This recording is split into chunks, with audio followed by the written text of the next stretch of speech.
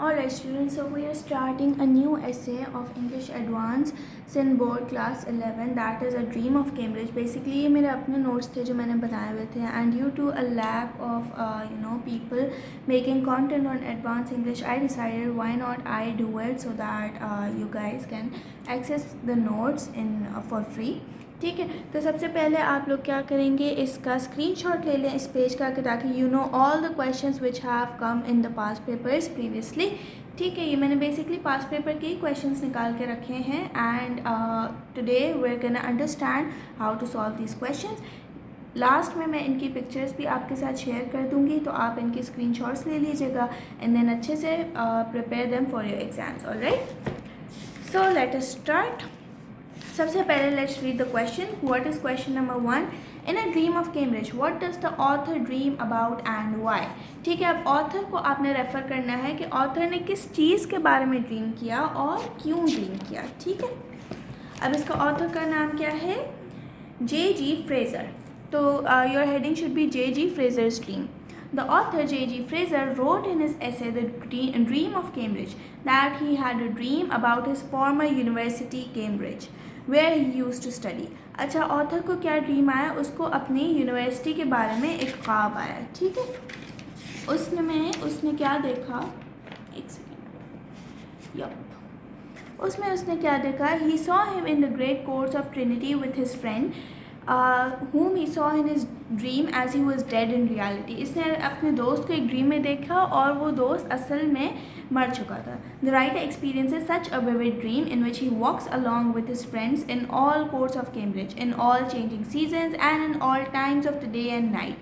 His dream seems to be so unpredictable that at one time he walked in the moonlight, the other time he walked in pink and purple flowered fields of spring, red rose fields, autumn and summer time, and near the church which was far away from Cambridge. अभी क्या था, इसको ख्वाब आया, उसमें इसको दोस्त नज़र आया, और इसके ख्वाब में क्या थे? बहुत सारे सीजन्स थे, all the changing seasons, all times, day and night आया. मूनलाइट में भी इसने देखा अपने फ्रेंड को, फिर फूलों की फील्ड्स में भी देखा, रोज़ फील्ड्स में देखा, ऑटम और समर टाइम में भी देखा. ठीक है, तो ये इसका पूरा मैंने ड्रीम डिस्क्राइब कर लिया.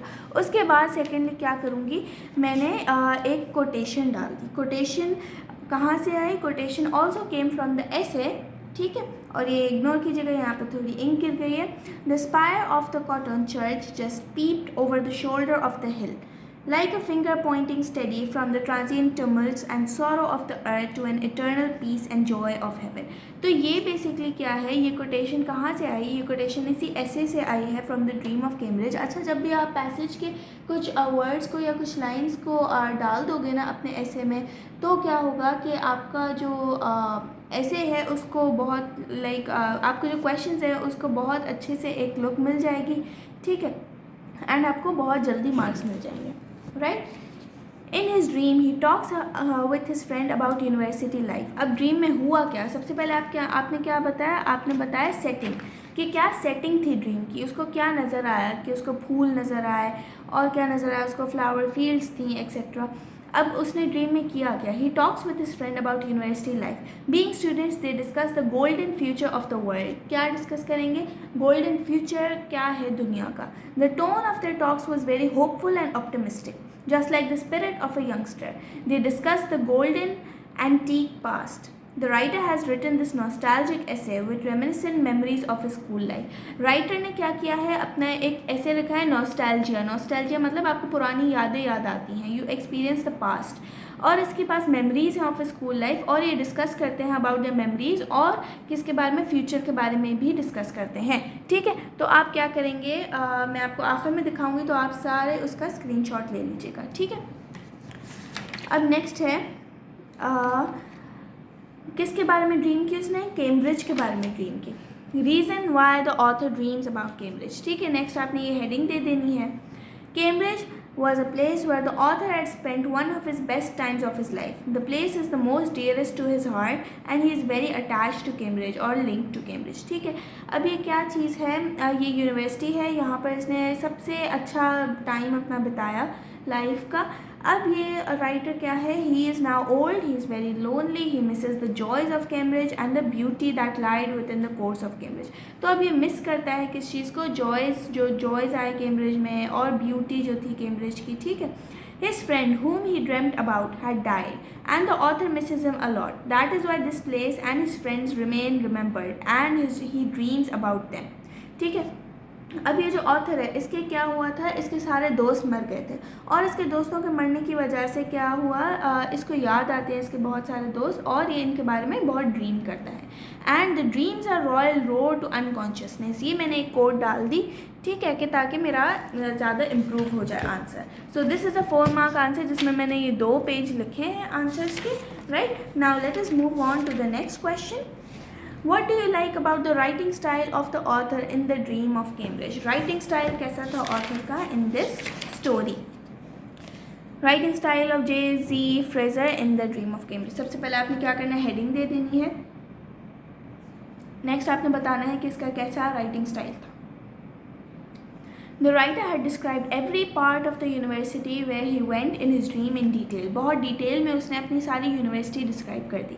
This detailing led to the fact that the reader could actually imagine and feel what it is like to be in one of the courts of Cambridge. मतलब रीडर को ये फील हुआ कि वो actually Cambridge के courts में present है, ठीक है।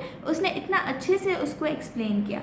The writer has used several techniques of figurative language and imagery. उसने क्या यूज़ किया, फिगरेटिव लैंग्वेज में कौन कौन सी चीज़ें आ जाती हैं, हमारी सिमिलीज, मेटाफर्स, पर्सोनिफिकेशन, इमेजरी, हर चीज़ उसने यूज़ की in order to create a picture in our mind, okay. Make the scenery appear in front of one's eyes. For example, the way writer has explain the scene of moonlight explain something very magical as if someone has been transported to a fairy line. अब यहाँ पे मैंने एक example दे दिया कि किस तरीके से उसने मून लाइट को उसने एक्सप्लेन किया है, ठीक है। तो इसमें ऐसे एक्सप्लेन किया है जैसे एक इंसान कोई फेरी जन्नत में पहुंच गया हो, ठीक है। अब ये जो है ये मैंने लिया है from the dream of Cambridge, the ऐसे ड्रीम ऑफ कैम्ब्रिज, और जितना आप ऐसे ब्लैक पेन डालोगे उतने ज़्यादा आपको अच्छे मार्क्स मिलेंगे। और लाजमी नहीं है कि आप ये पूरा पैराग्राफ डालो, आप ये छोटी सी लाइन भी डाल सकते हो, इसमें से थोड़ा सा कट करके भी डाल सकते हो, ठीक है। बस ये होना चाहिए ना कि you know the context, you know everything what's happening in this ऐसे, right. How sweet the moonlight swept upon the water and silvered the foliage of trees that drooped their pendant boughs into the placid stream, while the white bridges like sheeted ghosts receded line beyond line with the distance, a sense of enchantment of fairyland forlorn. तो इसने moonland को इस तरीके से, moonland कह रही हूँ, moonlight को इसने इस तरीके से डिस्क्राइब किया जैसे it's a fairyland forlorn, okay. The writer, next ये मैंने एग्जाम्पल दिया है एक और, the writer explains the beautiful spring fields in the month of May. उसने एक मूनलैंड को बहुत अच्छे से एक्सप्लेन किया, दूसरा उसने स्प्रिंग की जो फील्ड्स थी उसको उसने बहुत अच्छे से एक्सप्लेन किया है। The college gardens through which we passed were gay with pink and white blossoms of the chestnuts with purple and gold of the lilac and the laburnum. आप सिर्फ ये भी मेंशन कर सकते हो, pink and white blossoms of the chestnuts, सिर्फ इतना भी मेंशन कर सकते हो। Purple and gold of the lilac and laburnum, ये भी मेंशन कर सकते हो। तो ज़रूरी नहीं है कि आप ये पूरा मेंशन करो, लेकिन अगर आप पूरा मेंशन करोगे तो बहुत ही अच्छा है, लेकिन अगर नहीं कर सकते तो इसका थोड़ा सा पार्ट भी मेंशन कर देना, वो भी सही रहेगा, right. Now we move on to question number 3। How does the essay the dream of Cambridge end? किस तरीके से ये वाला ऐसे एंड होता है? अब आपने कैसे लिखना है, पहले आपने हेडिंग डालनी है एंडिंग ऑफ द ऐसे, फिर आपने नीचे लिखना है ड्रीम ऑफ कैम्ब्रिज, उसके बाद आपने ये स्टार्ट करना है, सही। चलो जी, द एंडिंग ऑफ द ऐसे